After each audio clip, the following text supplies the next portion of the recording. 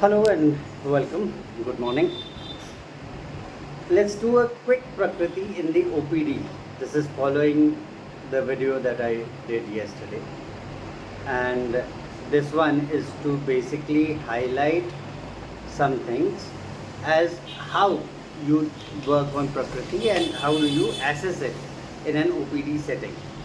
So, say for example, I have a patient.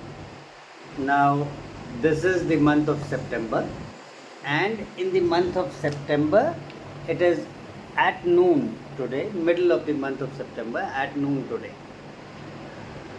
There are factors that will be kept in mind, and let me take it up in a way that is easy to understand. And the difference between how we are taught at the medical school and how it practically applies. So the first thing that works out here, and I don't have a board here, so what I'm going to do is I will be doing it on paper and showing it in parts. First of all, let me assume that the age of the patient is, say, 30 years. Next, it is the month of September in the year,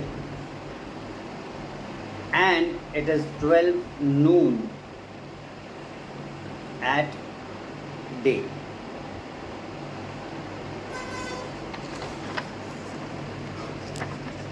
So when you look at these three factors, remember these three things, that it is 30 years of a patient, noon of the day, and September, the month in the year.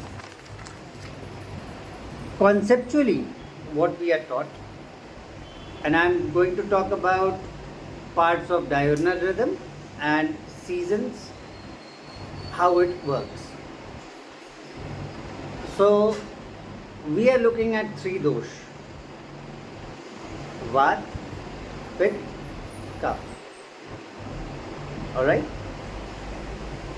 We are looking at a 24-hour cycle wherein we look at it in 4 segments: morning, noon or afternoon, then you have evening, and then you have night. Now, if I want to dedicatedly give one segment of the day to one dosh, it is not possible. 4 segments of the day, 3 dosh, there has to be an overlap. Also, now this is interesting, that a day is 24 hours, so it is a cycle. After 24 hours, the next 25th hour is the next day, and everything is repeating in that circle. Between these dosh, we also have to remember that it is written in the texts that right from the morning till the next day morning, these dosh will transcend across and come back to the same dosh. There is nothing like a break, stop and start. What I mean to say is there is nothing like Vat will stop and Pitta will begin, and Pitta will stop and Kapha will begin. Which means between Vat and Pitta, between Pitta and Kapha, and between Kapha and Vat again, because it is a cycle, there will be a period wherein there will be, you can say, transition, or you can say confluence of the 2 dosh together, wherein one from dominance will transcend into recession and the other from recession will transcend into domination. If you look at this now instead of 3, you have 6 dosh. Starting from morning, let's say keep it at 12 midnight, you have Kapha, then you will have a phase of Kapha Pitta, then you will have Pitta, then you will have Pitta Vat, then you will have Vat, and then you will have Vat Kapha, and then you will have Kapha. So now across 24 hours, you can say there are 4 hours for each of these, and in between all this 6 you have 3 dosh, which will now cover 2 segments for each dosh. So there will be a Kaph and Kaph Pitta segment for one, then there will be a Pitta and Pitta Vata segment for the other, then there will be Vata and Vata Kaph segment for the third one. Similarly, for the year, it is 365 days and we say 4 seasons. The same mathematics applies there, and for every 2 months now you will have 6 phases. So in Ayurvedic clinical diagnosis, you can say that we assume or we mathematically make it such that there are 6 seasons. A season of Kaph, a season of Kaph Pitta, a season of Pitta, a season of Pitta Vata, and so on. The annual picture is 365 times of the 24-day cycle. So now here you have important elements that will be looked at mathematically, which say that you have 6 dosh segments. Accordingly, you have 4 hourly phases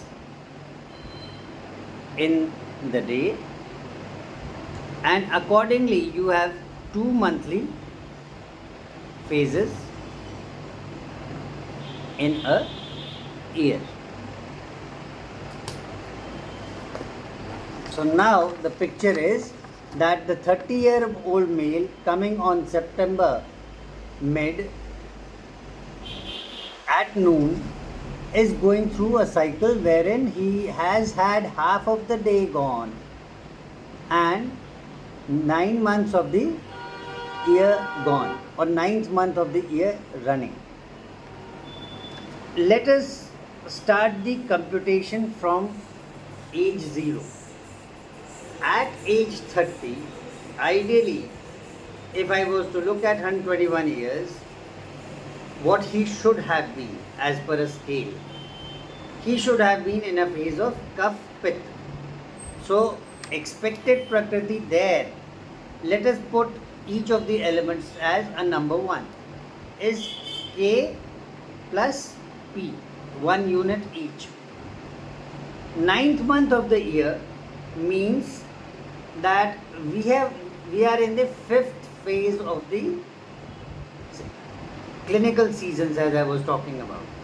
So if January was Kaph, then the 5th phase will become Vata, and the 6th phase will be Vata Kaph again. So now the element that is dominant is Vata as per expectations.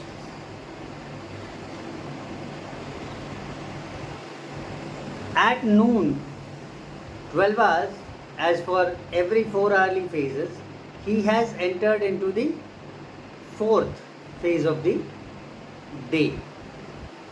So when it is the 4th phase of the day, that means he is now starting from midnight as Kaph. He is now in Pitta Vata segment again. Now if I just was to look at it in an additive mathematical way, it gives me a condition where I can say that there is a Kaph, there are 2 elements of Pitta, and there are 2 elements of Vata. Something like this.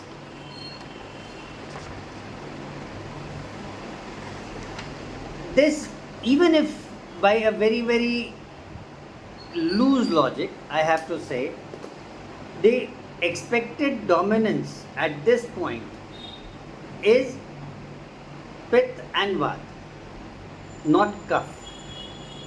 And this is considering that the patient does not have any complaints. He had just come up here to know about his general health. This understanding makes it critical when he presents with his complaints then. Say he presents with a complaint of allergic rashes on the skin. There's no other manifestation, no other complaint, just allergic rashes on the skin. We know it is a Pittaj impact. From this expected dominant phase, he is expected to have a dominant Pith as well. It's a flare up. Vata is also having a role up there. It is on the expected lines, but more than expected.